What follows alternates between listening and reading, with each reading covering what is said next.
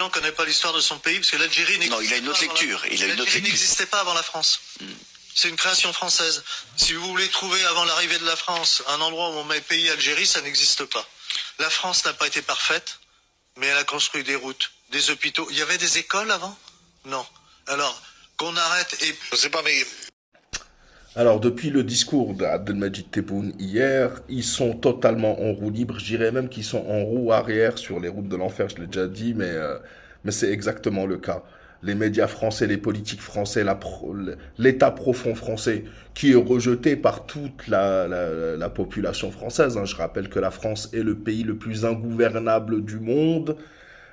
Avec un Emmanuel Macron qui a dit il y a 2, 3 semaines, moi il me reste 30 mois, j'en ai plus rien à faire. Il vous a nommé Bayrou, Valls, Borne, c'est-à-dire les gens les plus détestés de France, comme ministre, et il vous a dit démerdez-vous. Donc ces gens-là parlent de l'Algérie et disent y avait-il une école, y avait-il des écoles avant l'Algérie?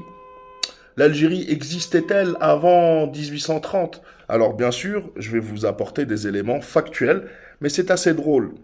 C'est assez drôle que ce pays-là, ou que cette élite-là, parle de l'identité de l'Algérie. On dirait, ils veulent rejeter leur tare sur nous, alors que c'est peut-être le seul pays au monde qui, entre 2007 et 2010, a eu un ministère de l'immigration, de l'intégration et de l'identité nationale. C'est-à-dire que le seul pays au monde qui a eu besoin de créer un ministère pour l'identité nationale, c'est la France. Parce que ils sont complètement perdus, ils ont perdu totalement leurs racines. C'est assez drôle, hein, oui. Mais c'est aussi assez drôle puisque c'est le seul pays au monde où on parle de grand remplacement et identité nationale, et que ce soit les expressions les plus à la mode ces dernières années à travers le monde, c'est en France que ça se passe. Il n'y a pas d'autres pays comme ça. Ils prennent le Marzen comme exemple aussi, c'est assez drôle hein, pour un royaume fondé par le maréchal Lyoté depuis 1912.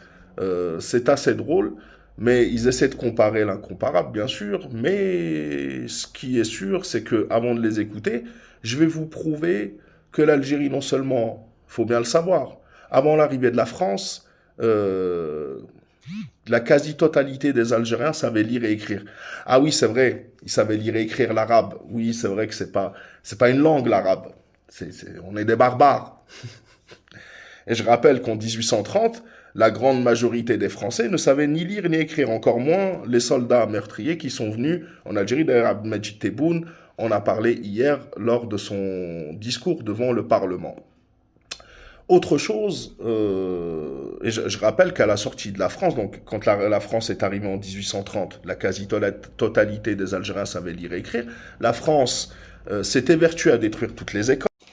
Comme vous pouvez le lire ici sur un article sur Mediapart, Bruno Etienne nous explique par ailleurs qu'au moment de l'arrivée des soldats français sur le sol algérien en 1830, ceux-ci sont majoritairement des analphabètes, alors qu'une bonne partie des soldats algériens qui composent les troupes de l'émir Abdelkader, auxquels ils vont se confronter, sont des lettrés qui savent lire et écrire. Abdelkader lui-même disposait d'une très grande culture et avait notamment étudié l'organon d'Aristote. Donc, cette histoire, ce mythe de il n'y avait rien, l'Algérie n'existait pas. Je vais même aller plus loin. La France crevait de faim en 1830 et c'est même pour ça qu'ils ont voulu conquérir l'Algérie. Comme vous le voyez, des décennies avant sa conquête par la France, l'Algérie était déjà le grenier de l'Europe et qu'elle nourrissait une France affamée et assez pauvre pour se montrer incapable d'assumer sa population et ses besoins les plus élémentaires. Une France qui lorgnait depuis longtemps sur les richesses de l'Algérie et qui, vraisemblablement, ne supportait plus cette coûteuse dépendance alimentaire. Je rappelle que c'est à cause d'une dette de blé que la France devait à l'Algérie, que la France est venue envahir l'Algérie. On a été faible à un moment, vous en avez profité, non pas ça, plus jamais, en sachant que l'Algérie connaît des taux de croissance de 4 à 4,5%, que l'année prochaine, Inch'Allah, on sera plus à 300 milliards de dollars de PIB, et que dans les prochaines années, prochaines décennies, Inch'Allah, avec la dégradation de la France que vous avez transformée en grand dépotoir, l'Algérie connaîtra un avenir radieux, Inch'Allah, pendant que la France, elle, est en train de souffrir. Alors, dernier petit truc, nous allons les réécouter sur l'histoire que l'Algérie n'existait pas avant la colonisation, avant de terminer avec Abdelmajid Tebboune. Le président ne connaît pas l'histoire de son pays parce que l'Algérie n'existait pas. Non, il a une autre lecture. L'Algérie n'existait pas avant la France. C'est une création française. Si vous voulez trouver avant l'arrivée de la France un endroit où on met pays Algérie, ça n'existe pas. La France n'a pas été parfaite, mais elle a construit des routes, des hôpitaux. Il y avait des écoles avant? Non. Alors, qu'on arrête et... Je sais pas, mais... Alors, ce sont quelques livres. J'en ai personnellement un. Alors ça, c'est des captures d'écran. J'en ai personnellement un de 1721 où le royaume d'Alger, l'Algérie, était décrite comme une véritable république déjà au XVIIIe siècle, quand la France se cherchait encore. Donc l'Algérie était déjà une république. D'ailleurs, vous le voyez ici, les souverains du monde, c'est ce livre-là, où on dit l'État d'Alger se gouverne en république. D'autres sources, bien sûr. Un livre allemand de la même période, Freien République Alger. L'Algérie n'existait pas. L'Algérie, vous avez essayé... heureusement, on n'est pas des Indiens d'Amérique. Vous n'avez pas réussi à nous terminer pour ensuite nous dire que on n'a jamais existé. D'autres sources, bien sûr. Dans ce courrier du consul d'Alger en date du 21 avril 1729, donc le XVIIIe siècle, nous le voyons,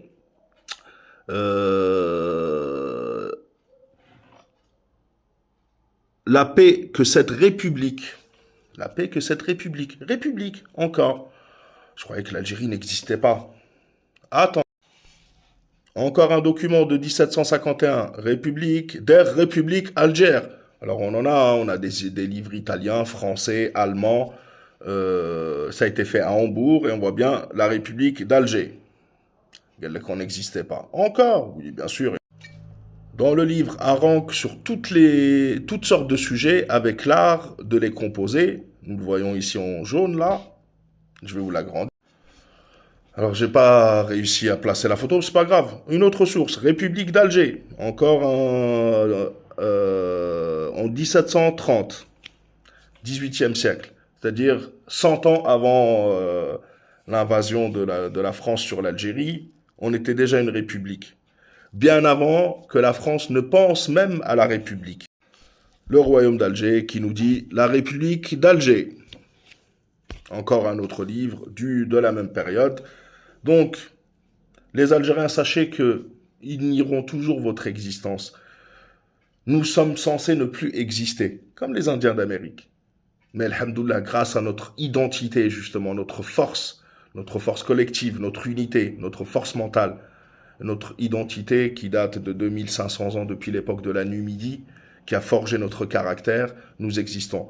Et je vous laisserai avec le discours hier de Abdelmajid Tebboune qui s'est adressé aux Algériens établis à l'étranger, en particulièrement en France, et c'est une réalité.